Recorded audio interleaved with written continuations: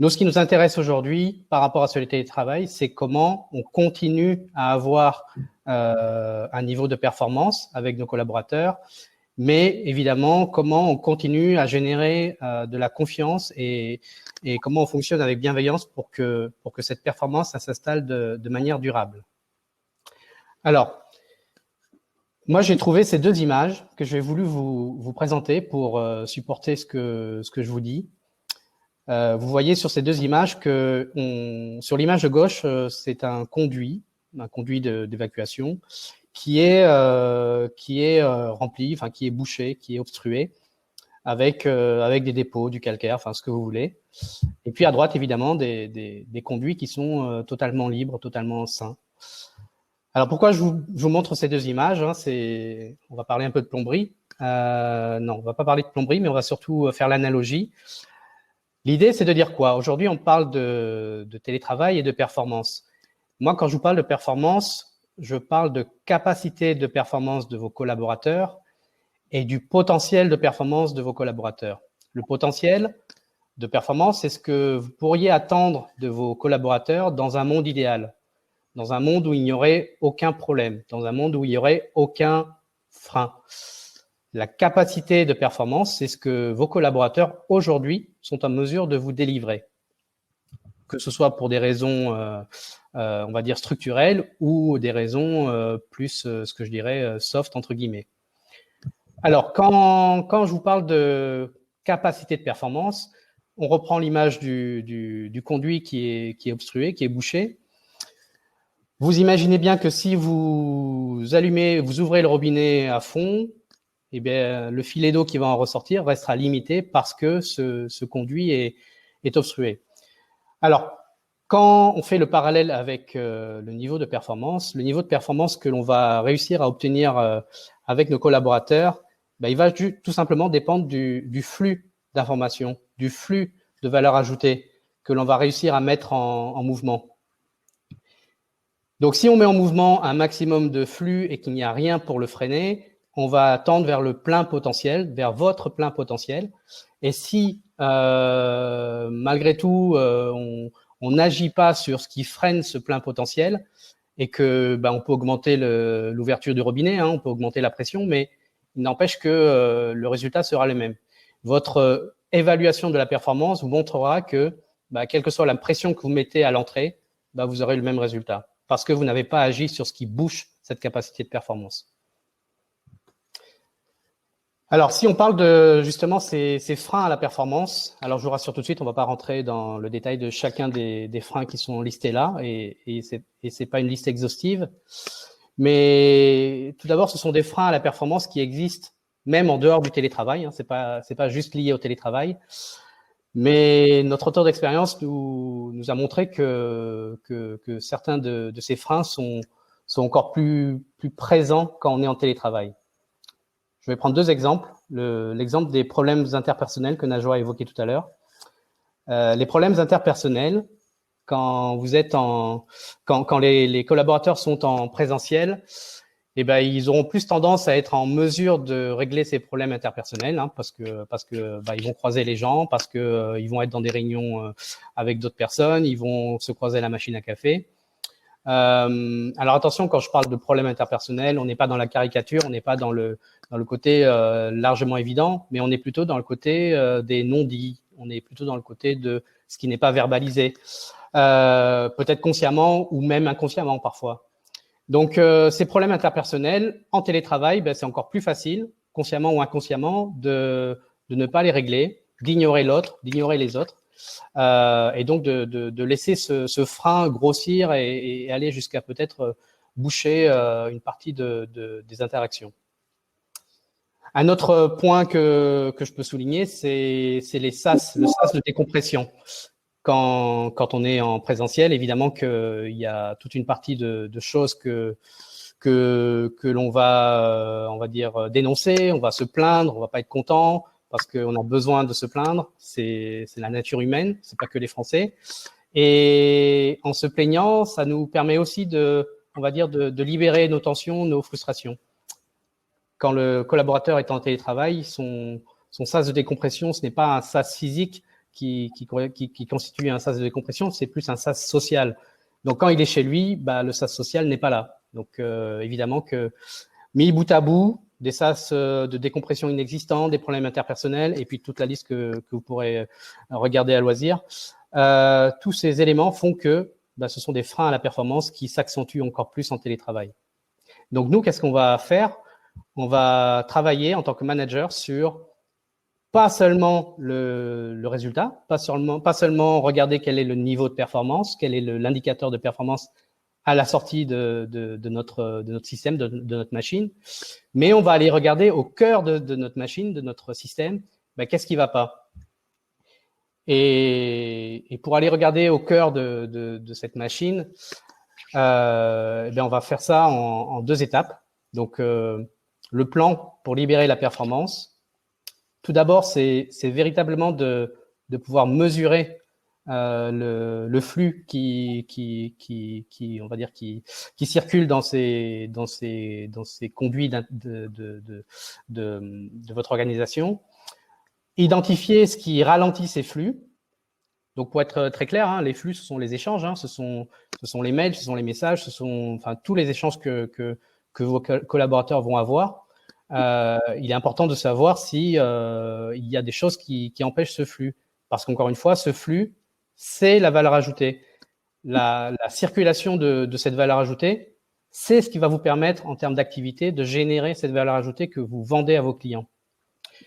Donc, mesurer ce débit et identifier ce qui le ralentit. Bon, c'est du Yaka Faucon, évidemment. Il faut Yaka Faucon, il n'y a qu'à mesurer et il faut qu'on identifie. Et puis, une fois qu'on a fait ça, il faut établir une stratégie parce que, encore une fois, si on reprend l'histoire d'un conduit qui est bouché, si vous prenez tout un réseau de canalisation, vous n'allez pas passer au Karcher l'ensemble des tuyaux du système de canalisation si seulement certains d'entre eux sont obstrués ou seulement si certains d'entre eux ont très peu de dépôts.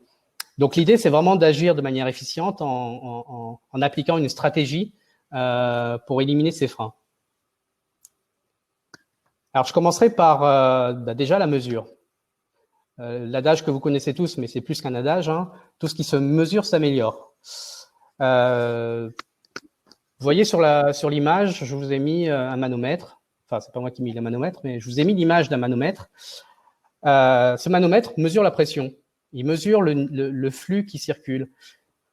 Si vous n'avez pas l'information de est-ce que le flux circule bien, comment vous pouvez savoir s'il y a un problème? Encore une fois, on est au cœur de la machine. On n'est pas juste à attendre les quelques gouttes d'eau qui vont sortir de la canalisation.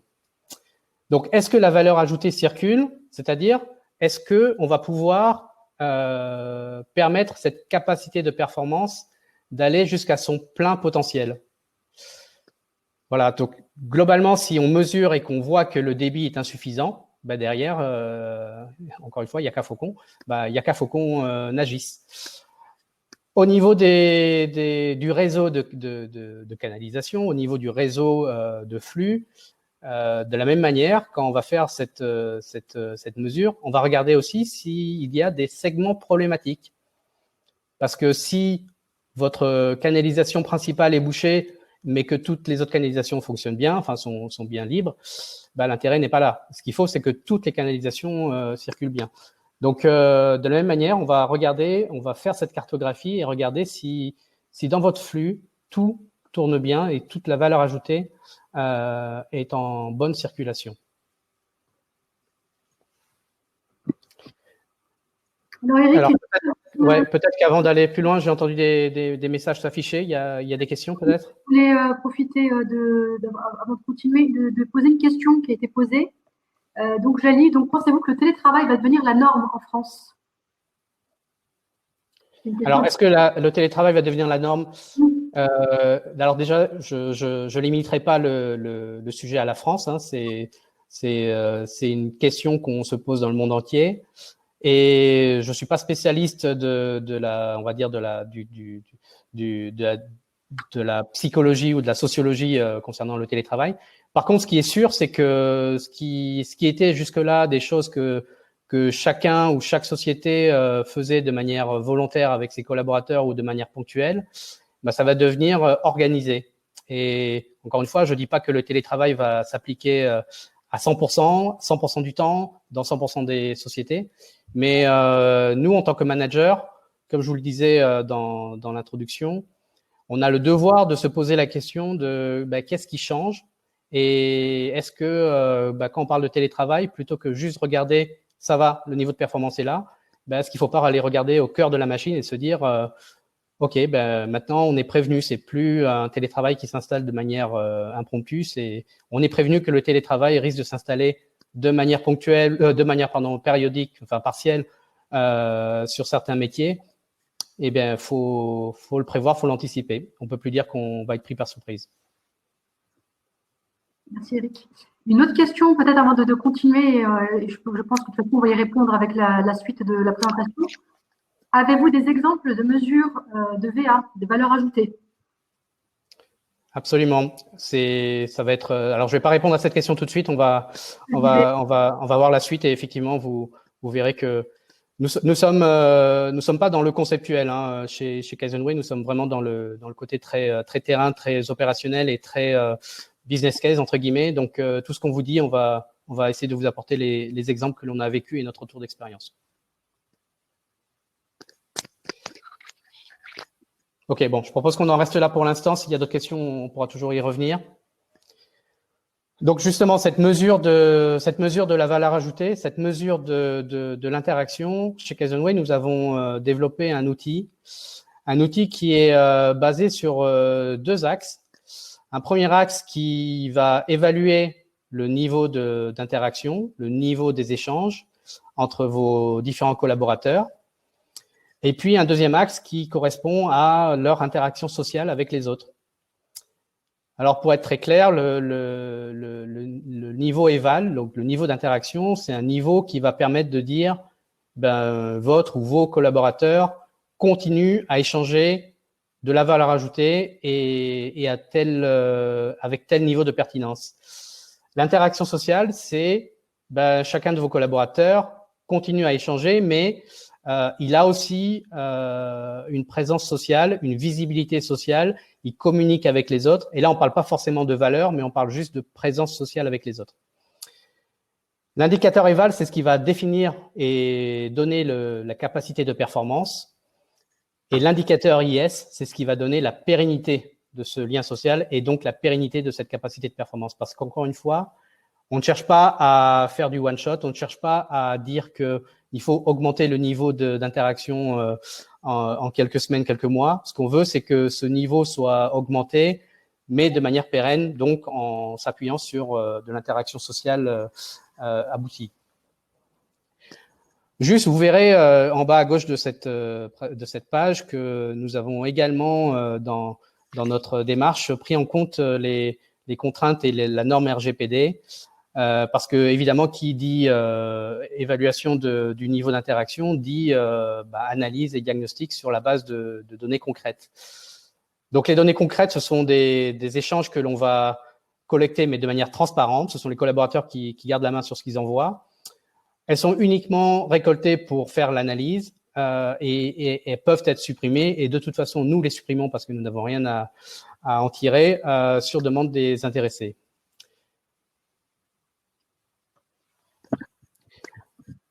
Je continue sur l'aspect stratégie. On a parlé de mesurer. On a mesuré, on a identifié, on a analysé la cartographie. Donc, si on se projette, on se dit qu'on a les idées claires. On sait exactement quels sont les problèmes que rencontrent nos collaborateurs, dans quel niveau d'interaction, avec qui. Et je ne l'ai peut-être pas assez dit, je vais le redire. Tout ce dont je vous parle, c'est à manier avec bienveillance, évidemment. On n'est pas dans un fonctionnement qui doit être un fonctionnement de flicage ou de micromanagement. On est vraiment dans un mode de compréhension de ce qui bloque et d'analyse avec le collaborateur de comment il peut s'en sortir.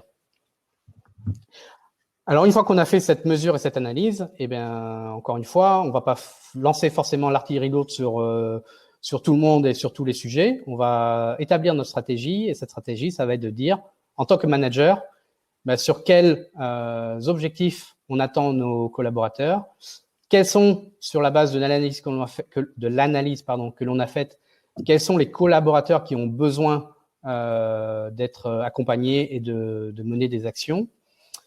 Quels sont les sujets spécifiques sur lesquels on veut vraiment qu'ils se focalisent dans ce niveau d'interaction et donc de valeur ajoutée. Et puis évidemment, est-ce qu'on va avoir beaucoup de choses à faire avec eux pour les accompagner ou est-ce que c'est de l'ordre de problématiques qu'on peut gérer assez rapidement avec eux. Donc tous ces éléments-là, ce sont des éléments qu'on va prendre en compte dans l'établissement de la stratégie. Et ce sont des éléments qui vont nous permettre de fonctionner avec efficience avec nos collaborateurs.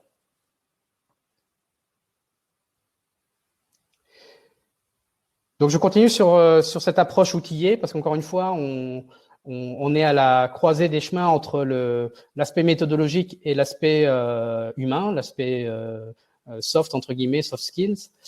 Mais l'outillage de notre approche est importante parce que c'est une approche qui permet de ne rien oublier et surtout qui permet de prendre en compte ce qu'on appelle la conduite du changement, que vous connaissez tous, ce que n'a pas fait notre cher consultant en stratégie ou en organisation Covid-19. Et cette application, cette démarche outillée va nous permettre, avec du coaching adapté, du coaching par des personnes qui ont l'habitude d'avoir une écoute active et qui va avoir des facteurs de considération par rapport à la situation émotionnelle de chacun des collaborateurs, ça va leur permettre de les accompagner. Et vous voyez que si on regarde rapidement le point 9, on est aussi dans la partie méthodologique, dans la partie structurelle, où on va aider à la mise en place, à améliorer les rituels en place. Donc les rituels, ce sont tous les points de communication, comment vous faites en tant que manager pour avoir des informations de manière proactive, comment les collaborateurs, lorsqu'ils ont des rituels, ont plus d'impact, comment ils assistent à des réunions en ayant de la valeur ajoutée. Enfin, voilà, je vous passe tout le reste, mais on a une approche qui est très complète sur ce sujet-là. Et c'est, que ce soit nous ou vous qui faisions cet accompagnement, c'est nécessaire d'avoir vraiment une approche sur les deux axes, méthodologique et soft skills. Alors, si je reviens sur l'accompagnement, je vous ai parlé des deux axes, soft skills pardon, et méthodologique. État émotionnel. C'est dommage qu'on n'ait pas pu entendre le témoignage de David tout à l'heure, mais comme je vous l'ai dit, il avait traversé une zone difficile au niveau émotionnel, ça l'avait remis en question. Donc, avant de demander à repartir sur les chapeaux de roue pour obtenir les mêmes niveaux de performance, ou en tout cas de la même façon qu'auparavant, il faut aller au cœur de la machine et regarder cette machine. Quand je dis machine, je parle de l'homme évidemment, mais la machine au sens système. Qu'est-ce qui fait qu'elle va continuer à être en confiance, elle va continuer à être motivée pour délivrer le niveau de performance, ou alors est-ce qu'il y a des choses à faire? Donc, que ce soit dans l'état émotionnel, la conduite du changement, je n'y reviens pas, on en a parlé. Le feedback, les facteurs de considération pour donner du sens. Encore une fois, quand on est en télétravail, il y a des points comme le sentiment d'appartenance qui peuvent être, on va dire, mis à mal. Donc, il est important de continuer à challenger, continuer à encourager pour donner du sens. Et puis, sur un aspect plus méthodologique, donc travailler notre agilité, demander au collaborateur de se responsabiliser, lui demander par lui-même de vous donner confiance en donnant par lui-même les points qu'il imagine devoir traiter au fur et à mesure, tous les jours, tous les 2 jours, tous les 3 jours, peu importe. Et donc, cette responsabilisation, c'est justement quelque chose qui va permettre d'établir cette amélioration de la performance avec pérennité.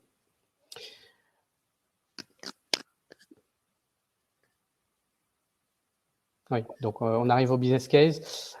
Peut-être qu'avant de démarrer le business case, Najwa, est-ce qu'on a d'autres questions qui pourraient apparaître? Écoute, j'ai regardé un peu les questions. Je pense qu'on peut continuer et on reprendra les questions un peu plus loin. Ok, parfait.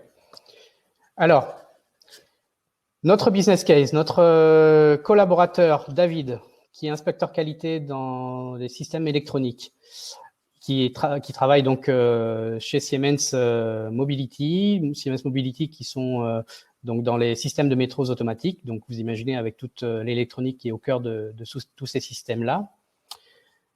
Je vous refais rapidement l'histoire. La France est entrée en confinement le 17 mars, donc télétravail depuis le 17 mars. Nous avons accompagné David en faisant un diagnostic dès le 3 avril. Donc, le 3 avril, on a fait ce que je vous ai présenté tout à l'heure, c'est-à-dire la mesure et l'identification des problèmes et des segments posant problème sur son activité.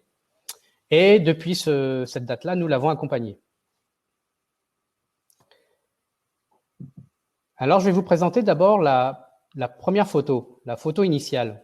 J'appelle vraiment ça une photo parce que c'est quelque chose qui n'est pas valable dans le temps, c'est quelque chose qui est valable à l'instant T, à l'instant où nous avons pris la photo. Encore une fois, je rappelle que tout ça doit être fait avec bienveillance de manière à continuer à maintenir la confiance et puis tout simplement à améliorer de manière efficace et efficiente le niveau d'interaction et le niveau de performance. Donc, vous vous doutez bien, ce qu'on a fait comme photo là nous a permis de mesurer le niveau d'interaction. Et là, je pense qu'on montre le cas concret répondant à la question. Typiquement, là, pour David, au 3 avril, la mesure que l'on a faite a montré un niveau éval de 70%. Donc, un niveau d'interaction de 70%. Ça veut dire quoi? Ça veut dire que les interactions qu'il a eues ont été insuffisantes. Ça veut dire que dans la cartographie, que vous voyez ou vous devinez peut-être derrière le bloc de texte, c'est une cartographie qui permet d'identifier le ratio entre les mails ou les échanges entrants et les échanges sortants, le total des échanges, avec qui il y a eu des échanges, avec qui il y a eu peu d'échanges, avec qui il devrait y avoir plus ou moins d'échanges, mais il n'y en a pas eu. Bref, tous ces éléments-là, toute cette cartographie-là a été utilisée pour justement définir notre stratégie. Là, je vous ai parlé vraiment de la partie mesure, donc la partie mesure de l'éval, évidemment, mais à côté de ça et en parallèle de ça, on a évidemment toute la partie soft skills, émotionnelle, et justement ce sentiment d'échec qu'il avait, ce sentiment d'isolement qu'il avait, et donc le danger que je rappelle à l'isolement, à perdre ce sentiment d'appartenance. Donc, un indicateur éval à 70%, ça veut dire quoi? Donc, on parle de la capacité de performance. Si la capacité de performance est à 70%, ça veut dire tout simplement que la performance ne peut pas aller au-delà des 70%. La performance, le potentiel de performance est bloqué à 70%. Donc, à partir de ces éléments-là, voilà ce que nous avons fait. Nous avons travaillé, encore une fois, sur le plan émotionnel. J'y reviens pas, avec juste l'effet miroir. Encore une fois, nous sommes dans du coaching, nous ne sommes pas dans du consulting. Nous sommes dans le mode de faire prendre conscience à nos coachés et aux collaborateurs qui sont accompagnés, qui prennent conscience de la situation, de leurs agissements, de comment ils pourraient faire autrement et surtout de leur permettre de grandir par eux-mêmes. Quand je dis grandir, c'est vraiment au sens émotionnel. On a aidé David à renforcer la communication et surtout à travailler son impact proactif. Excusez l'erreur de pluriel. Donc, son impact proactif qui justement doit lui permettre d'anticiper et de faire anticiper ses interlocuteurs sur tous les risques qu'il peut avoir à ne pas aboutir à la performance attendue. Encore une fois, je vous rappelle, c'est un inspecteur électronique. La performance attendue, le concernant, c'est la validation, l'inspection, la validation de produits électroniques. Donc, travailler sur son impact proactif, ça veut dire travailler sur le fait que concrètement, il va être en mesure d'anticiper tout problème avant d'arriver au jour de l'acceptation de l'inspection du produit électronique et ne pas décaler cette acceptation. Donc, dans notre accompagnement, ben, évidemment, je ne l'ai pas dit tout à l'heure, mais nous faisons des suivis hebdo, des indicateurs EVAL IS, suivis hebdo qui permettent de faire le point avec lui, mais également avec le manager sur ben, comment les choses ont évolué. Hein, je vous rappelle, tout ce qui se mesure s'améliore, mais si on veut continuer à améliorer, ben, faut continuer à mesurer. Donc, ça veut dire que toutes les semaines, on reprend une photo et toutes les semaines, on se dit, ben, est-ce qu'on s'améliore sur les vals, et si on s'améliore sur les vals, est-ce qu'on s'améliore sur les bonnes priorités? Et juste pour vous donner 2 quick wins, donc quick wins, c'est deux succès déjà identifiés en un cours de temps, un laps de temps très court. C'est le fait qu'il ait mis en place, qu'il soit sorti de sa zone de confort pour se réinventer et mettre en place un nouveau processus, un processus d'inspection par vidéo, et que, bah, avec la participation de son manager, ce processus ait été validé. Le deuxième succès, ça a été bah, tout simplement la responsabilisation de ses fournisseurs. Donc ça, c'est aussi quelque chose qui du coup rentre dans les points positifs. Et cet accompagnement, au-delà de tout ce que je viens de vous dire, je pense que vous êtes intéressé par les chiffres que ça donne. Et les chiffres que ça donne, les voici. Alors, si tout le monde voit bien, on a 2 courbes. On a une courbe verte et une courbe bleue. Vous voyez qu'on a commencé par le diagnostic le 3 avril et on a fait un suivi hebdomadaire depuis le 3 avril. La courbe verte correspond à l'indicateur EVAL, donc le niveau d'interaction que David a eu avec ses interlocuteurs. La courbe bleue représente le niveau de performance. Ce niveau de performance, c'est un indicateur qui vient du client. Ce n'est pas quelque chose que nous avons inventé, c'est quelque chose qui est suivi par le client. L'indicateur EVAL, comme vous le voyez, hein, phase démarrage télétravail, diagnostic le 3 avril, on était à 70%, vous vous rappelez de la photo de base. Nous avons travaillé et nous avons continué à augmenter cet indicateur EVAL jusqu'à atteindre 160% au paroxysme. Et ce qu'il est important de voir, c'est vraiment cette corrélation que l'on a avec le niveau de performance.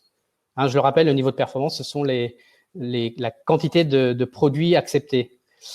Et cette quantité de produits acceptés, aujourd'hui, quand on regarde cette corrélation, alors évidemment, hein, c'est pas une formule mathématique, mais quand même, sur cette tendance, on arrive à valider notre modèle et notre concept. Et vous voyez bien que le but dans tout ça, c'est pas d'arriver à un indicateur EVAL à 300%. À la limite, ça, c'est un artifice. Ce qui est important, c'est d'augmenter cet indicateur EVAL pour dépasser le 100% de potentiel de performance et ensuite le maintenir donc au-dessus de 100%. Et c'est ce que nous avons fait, comme vous le voyez, depuis le suivi 3, depuis le 23 avril. Donc ces données sont encore toutes chaudes. Hein. Vous voyez, le dernier suivi date du 15 mai. Mais voilà, aujourd'hui, ce que nous savons faire, ce que nous avons fait et ce que nous vous recommandons de faire, c'est-à-dire, si je le dis en une phrase, ne travaillez pas sur le résultat de performance, travaillez sur le cœur du système, le cœur de la machine, travaillez sur ce qui freine vos collaborateurs à atteindre leur niveau de performance, leur potentiel de performance. Et pour travailler ce qui les freine pour l'atteinte de leur potentiel de performance, travaillez sur l'interaction. Pas besoin de micromanager, faites du suivi de leurs interactions. Le résultat sera au rendez-vous. En tout cas, c'est la preuve que l'on vous apporte aujourd'hui.